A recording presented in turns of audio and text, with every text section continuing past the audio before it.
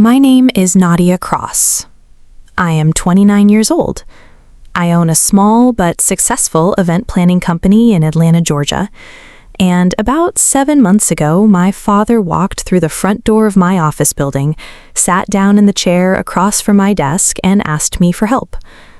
Not a phone call, not a letter, not an email with a subject line that eased me into it slowly. He just showed up, in person, in my building, in my office, in my space, the space I built from the ground up, piece by piece, year by year, starting from nothing. The same man who, 10 years ago, when I was 15 years old, when my mother had been dead for less than a week, sat me down and told me that his new wife didn't feel comfortable with me living in the house. That is not a misquote. I have turned those words over in my mind for 10 years. Every single one of them is exactly right. His new wife didn't feel comfortable with me living in the house. My mother had not even been buried yet. So when he walked into my office 7 months ago, I want you to understand what I was looking at across that desk. I wasn't looking at my father. I was looking at a man I had rebuilt my entire life in spite of. A man whose rejection had become, without my permission, the fuel for everything I had made of myself. And he needed something from me. Before I tell you what he asked for, and before I tell you what I decided, please hit like and subscribe. Drop your name and your city in the comments below. I genuinely read them. I want to know who is out there. Now, let me take you all the way back to the before, to who we were when things were still whole. My name is Nadia Cross, and for the first 14 years of my life, I had the kind of family that I did not know was rare until it was gone. My mother's name was Grace. She was a nurse. She worked long shifts and came home tired, but she always had something left for me. She sang while she cooked. She kept a small notepad on the kitchen counter where she wrote down things I said that made her laugh. She called me her person. I called her mine. My father's name is Robert Cross. He was an operations manager at a logistics company. Quiet man, steady. Not the kind of father who throws you in the air and catches you laughing. The kind who shows up. Every school event, every doctor's appointment, every Saturday morning with a plate of eggs already on the table before you came downstairs. We were not rich, we were not poor. We were a family of 3 in a brick house on a quiet street in Decatur, Georgia. And I knew, the way children know things they don't have words for yet, that I was loved. I was an only child, which meant that when things were good, they were very good, and when things broke, they broke all the way. My mother was diagnosed with stage 3 breast cancer when I was 13. I won't spend a long time on the illness because I don't think that part is mine to describe in detail. What I will say is this: she fought with everything she had, with a stubbornness that was almost physical. She fought for 14 months. She died on a Tuesday in March. I was 14 years and 4 months old. I remember the exact moment I found out. I remember the light looked like in the hospital hallway. I remember the sound my father made. I thought, with the strange, detached logic of a teenager who cannot process what is actually happening, that the chair I was sitting in was uncomfortable, that the armrest had a crack in the plastic, that I needed to focus on something small, or I was going to dissolve completely. I held it together in the hospital. I cried in the car on the way home. And then I stopped crying, because I looked over at my father and he looked so completely broken that I decided at 14 years old that I needed to be the strong one. That was the first mistake I made. The first of many times I would put someone else's pain above my own and tell myself it was love. My mother had been gone for 4 months when Sandra appeared. I don't know exactly when it started between them. I have my suspicions on the timeline, but I will not say things I cannot prove. What I know is that by the time I noticed anything, she was already a fixture. coming for dinner on Fridays, her jacket on the hook by our door, her coffee mug in our cabinet, her coffee mug in my mother's cabinet. Sandra was not a bad-looking woman. She was polished in a way my mother was not. My mother was warm and soft and wore her hair natural and laughed too loud. Sandra was sharp, neat, the kind of woman who coordinates. I could see, even at 14, what my father saw in her. She seemed solid, uncomplicated. She never spoke unkindly to me, not directly. She was too careful for that. What she did instead was become gradually, systematically, completely comfortable in every room in that house except the rooms I was in. She redecorated the living room. New furniture, new curtains, different throw pillows.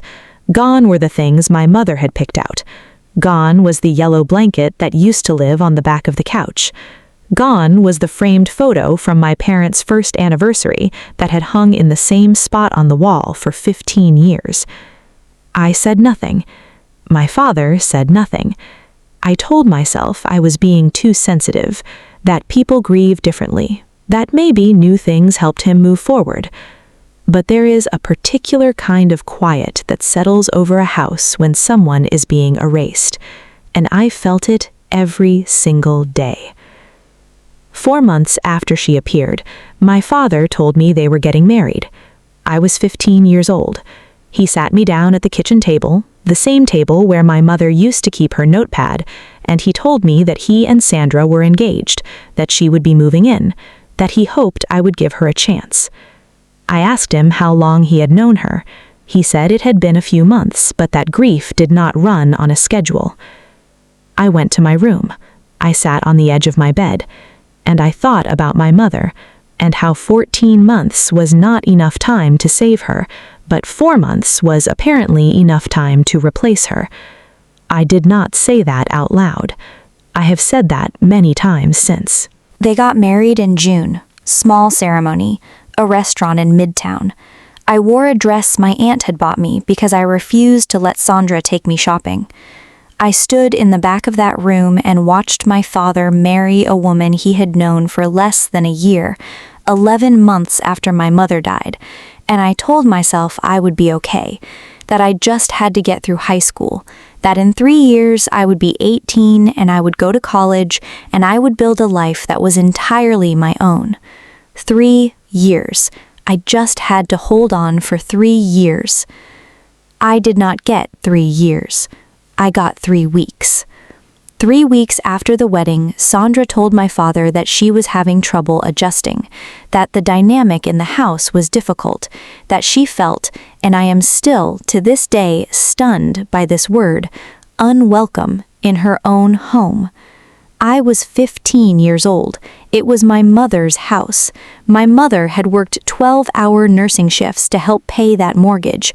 My mother had planted the rose bush in the front yard. My mother had painted my bedroom walls that specific shade of soft green because I had asked her to. And Sandra felt unwelcome. My father came to my room that night. He sat on the edge of my bed, the same way I used to sit on the edge of his when I was small and had a nightmare, and he told me that things were complicated, that Sandra was struggling, that he was asking me to be patient and understanding. I told him I would try. He nodded. He squeezed my shoulder. He left. I sat there for a while thinking about the word unwelcome, and I thought about the yellow blanket that was gone, and the anniversary photo, and the notepad on the kitchen counter, and I understood something, quietly and completely, that I had been trying not to understand for months. Sandra did not want to adjust to me. She wanted me gone. 3 days later, my father came back to my room. He sat down again, and this time he said the words that I have not stopped hearing, not for a single year of the 10 years since. He said, "Nadia, Sandra and I have been talking, and we both think, for right now, it might be better for everyone if you stayed with Aunt Cora for a little while, just while we get settled, just until things calm down." I looked at him for a long time. I said, "Mom has been dead for less than a year." He said, "I know. and I'm sorry, but this is a hard time for everyone." I said, "Where do I go after Aunt Cora's? What happens after things calm down?" He didn't answer that question, and in that silence I understood everything. There was no plan. There was no timeline. There was no just until things calm down.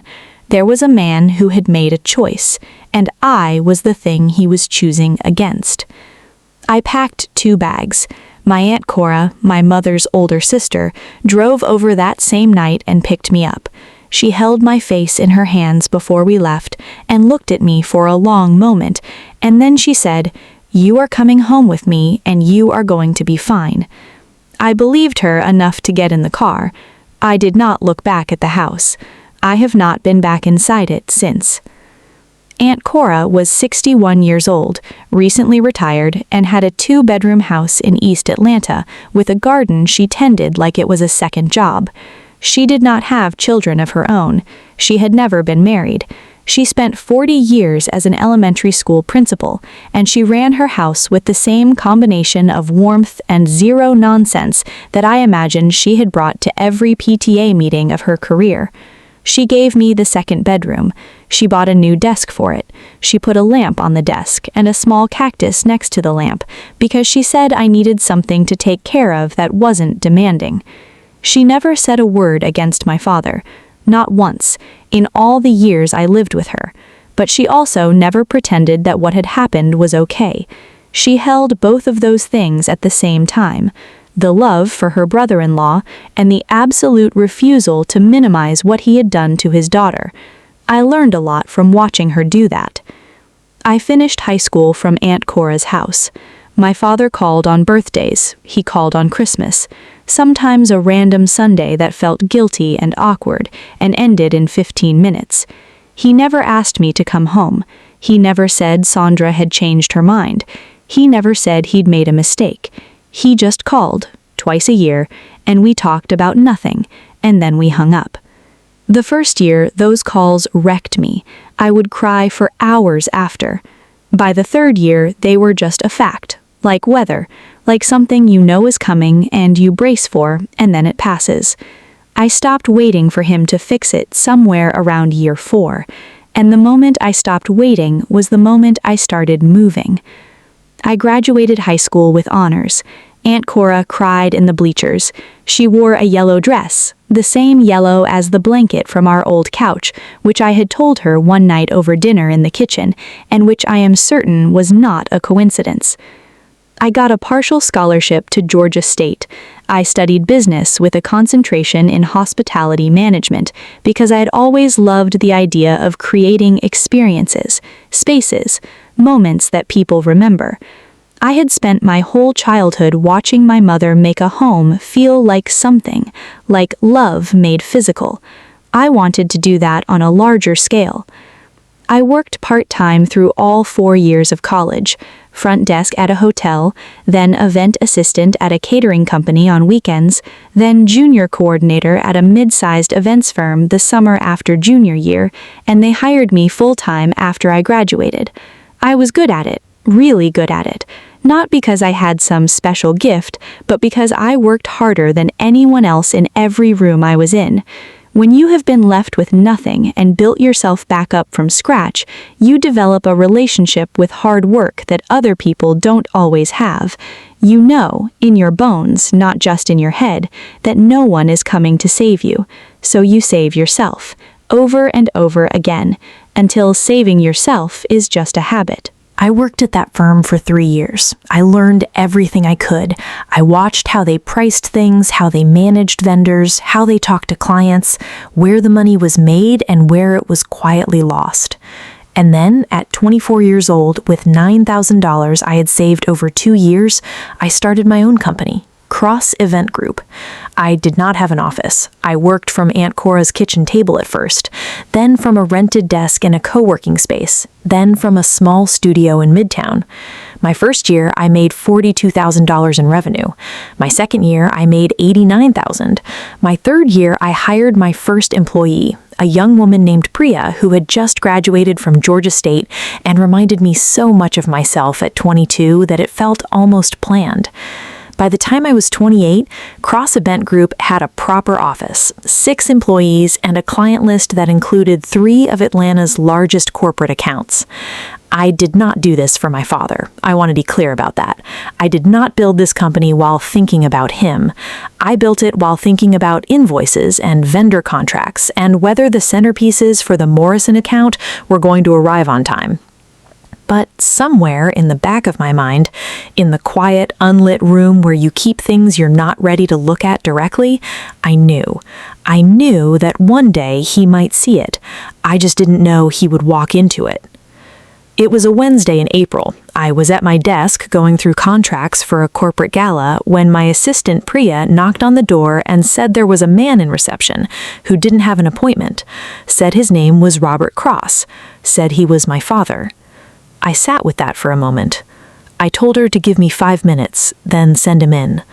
I stood up, I straightened my jacket, I looked around my office, the framed photo of Aunt Cora and me at my college graduation on the shelf, the small cactus on my windowsill, a print on the wall that says, "Built from scratch," in plain black letters that I had put there the day I signed the lease on this space. Then I sat back down, and he walked in. He was older, that was the first thing I noticed. 61 years old now and carrying it. He was wearing a jacket and tie that looked like he had dressed deliberately, the way people do when they are trying to communicate respect through clothing. He held his hat in both hands. He sat down in the chair across from my desk without being asked. For a moment, neither of us spoke. Then he looked around the office, at the framed clients on the wall, at the team photo from last year's company retreat, at my nameplate on my desk. Nadia Cross, founder and CEO. He looked at it for a moment. Then he looked at me, and he said, "You've done well." I said, "Thank you." Silence. Then he said, "I need to talk to you about something." And he told me. Sandra had left him 8 months ago. After 9 years together, she had met someone else and moved out. The house, my mother's house, the house I grew up in, the house I had been removed from at 15, was in serious financial trouble. He had missed mortgage payments, he was facing foreclosure, he had exhausted the obvious options, and he had come to me. He was asking me for a loan, a significant one. He said he would pay it back. He had a plan. He laid out the numbers carefully, the way a man does when he has rehearsed the conversation many times before having it. When he finished talking, the room was very quiet. I looked at him for a long time. At this man who had driven me to school every Saturday for piano lessons, who had put eggs on the table every weekend morning, who had sat on the edge of my bed at 15 and broken my heart with the quietest, most devastating sentence I have ever heard in my life. I thought about my mother. I thought about the yellow blanket. I thought about Aunt Cora's kitchen table and $9,000, and Priya's first day of work and every contract I had ever signed. And then I said, "I need you to answer something first." He nodded. I said, "Do you understand what you did? Not just what happened. Do you understand what it cost me?" He was quiet for a long time. And then he said something I was not expecting. He said, "I have known for a long time that I failed you. I told myself that you were strong, that you had Cora, that you were fine." He stopped. I told myself that because it was easier than knowing that I chose wrong. His voice broke on the last word, just slightly, the way it does when a man who has spent 60 years not crying nearly does anyway. I let the silence sit. Then I said, "I know. Not, it's okay, not, I forgive you, not, don't worry about it, just, I know. Because I did. I had known for a long time. Not that it made it right, not that it took the weight of it away, but I had done enough of my own work, in therapy, in quiet nights, in the specific kind of reflection that comes from building something real, to understand that my father had made a coward's choice, not a monster's, a coward's. And cowards sometimes, eventually, look at what their cowardice cost. I did not give him the loan.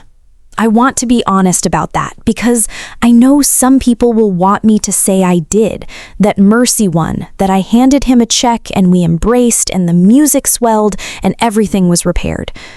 That is not what happened. I told him I could not give him that money.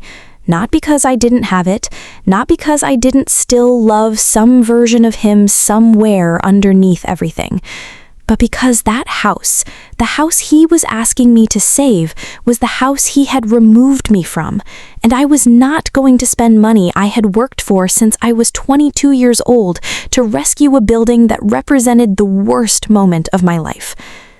I helped him in a different way. I connected him with a housing counselor I knew professionally. I helped him understand his options, a loan modification, a potential short sale, a path that wasn't foreclosure. I gave him the help I was actually capable of giving, practical help, professional help, not the help he asked for, but help. He thanked me. He stood up, he put his hat back on. At the door, he turned around and said, "Your mother would be proud of you." I nodded. I waited until he was gone, until I heard the elevator doors close down the hall. And then I put my head in my hands and I stayed like that for a while. Not crying, just being still, in the room I had built, in the life I had made, in the quiet, solid fact of everything I had become without him. People always ask the same question when I tell this story. They ask, "Do you forgive him?" And my answer is always the same. I am working on it. Not for him, for me. Forgiveness is not the same as pretending. It is not the same as saying what happened was acceptable. It is not the same as a phone call where you act like nothing occurred. I have seen that version of forgiveness, and it is not forgiveness. It is exhaustion wearing a polite face. The forgiveness I am working toward is the kind where I can think about my father without it costing me anything, where his name doesn't pull at something in my chest, where I can hold the fact of what he did and also hold the fact that he is a flawed, complicated man who loved my mother, who lost her, who crumbled, and who made the worst possible choice in his worst possible moment. He is not entirely that choice, but he made it, and I lived it. Both of those things are true at the same time. Aunt Cora, who is 70 now and still out there tending that garden, she told me something years ago that I have never forgotten. She said, "Baby, you cannot build a new life while you are still living in the rubble of the old one. At some point, you have to leave the rubble alone." I left it alone. That is the reason I have anything today. Not because I am exceptional, not because I was stronger than any other 15-year-old girl who lost her mother and then lost her home in the same year, but because I got up every morning and I made a choice to build, to move, to take the grief and the anger and the bewildering, unasked-for loneliness of being parentless at 15 and to turn it into something that was mine. Sandra, wherever she is, helped me without meaning to. By forcing me out of that house, she forced me to build my own. Aunt Cora came to my company's 4th anniversary party last November. She wore yellow again. She always wears yellow to my things. I asked her once if it was intentional, and she said she didn't know what I was talking about with that particular smile she has that means she knows exactly what you're talking about. I have 6 employees now. Every single one of them is a young woman. That is not a policy. It is just what happened when I hired for hunger and heart and the specific quality of someone who has been underestimated and decided to prove something. Those women always find me. I think I put out a frequency. My father lost the house. The short sale went through in the fall. He is renting an apartment in a different part of Decatur now. He called me when it was done. We talked for 20 minutes. It was careful and quiet, and neither of us said the heavy things. But he called, and I answered. That feels like a beginning. A small one. The kind that might grow and might not. I'm not putting pressure on it either way. I still talk to Priya about everything. She's my first hire and my best friend, and she knows more about my father than he does about her, which is its own kind of funny. And I still have the cactus on my windowsill, the one Aunt Cora bought for the desk in her second room the night she brought me home. It has not died yet. I take that as a sign. I don't know who is listening to this right now, but I think some of you know exactly what it feels like to be 15 years old with 2 bags packed, standing at the door of the home you grew up in, understanding for the first time that the people who are supposed to choose you have chosen something else. Maybe it was a parent. Maybe it was someone you loved completely and trusted without question. And maybe you have spent years wondering what was wrong with you, why you weren't enough for them to stay, why you weren't worth fighting for. I want to tell you something, and I need you to hear it all the way down. There was nothing wrong with you. There never was. Some people are not capable of being what you needed them to be. That is a fact about them.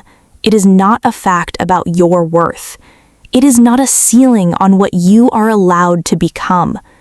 You are allowed to build anyway. You are allowed to build something so real, so solid, so entirely yours that one day they walk into it and have to sit across from you and see, with their own eyes, everything you made from what they left you with, which in my case was nothing. And nothing turned out to be enough. If this story stayed with you today, I am grateful. And I have one question for you. Leave it in the comments because I want to know. Was there a moment when someone gave up on you? And what did you do next? Tell me. I will read every single one. If you're not subscribed, I would love to have you here for the next story. And if you know someone who is carrying the weight of being left behind, someone sitting somewhere right now wondering if they are worth something, please send this to them. They need to know.